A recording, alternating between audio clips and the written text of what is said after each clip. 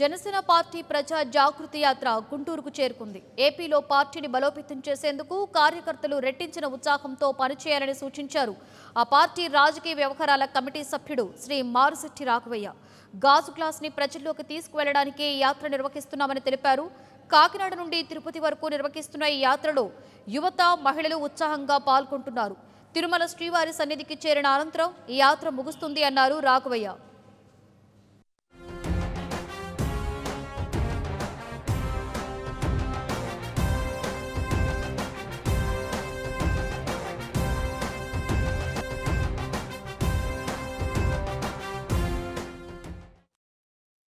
మన గుంటూరు జిల్లాలో ఆఫీస్ పెట్టిన తర్వాత మొట్టమొదటిసారిగా మన రాఘవయ్య గారు మన ఆఫీస్కి వచ్చారు.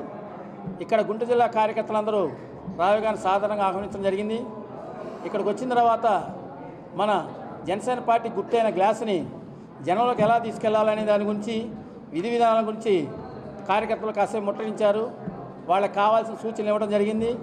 ఈ ప్రోగ్రాం తర్వాత రాఘవయ్య గారు చిలకలూరుపేట, మన ఒంగోలు, నెల్లూరు, కావలి, నాయుడుపేట, తిరుపతి వెళ్ళి అక్కడ మన ప్రీతమ నాయకులు పవన్ కళ్యాణ్ గారు సీఎం అవడం కోసమని మన వెంకటేశ్వర స్వామి గారిని దర్శించి వారి ఆశీర్వాదం తీసుకొని ఆ ఆశీర్వాదంతో తిరుగుముఖంలో ఇంకా రెట్టింపు ఉత్సాహంతో మన ఆంధ్రప్రదేశ్లో ఉన్న 13 జిల్లాలని, జిల్లా మండలాలని, అన్ని పార్టీల అన్ని జిల్లాల అన్ని మండలాల కార్యకర్తలను కలిసి మన గుర్తైన గాజు గ్లాసుని జనంలోకి ఎలా తీసుకెళ్ళాలి, వాటి విధి విధానాలు ఏమిటి, సూచనలు ఏమిటి చేసి మన రేపు 2019లో జరిగే ఎలక్షన్లో జనసేన పార్టీ విజయాని కోసం తన వంతు.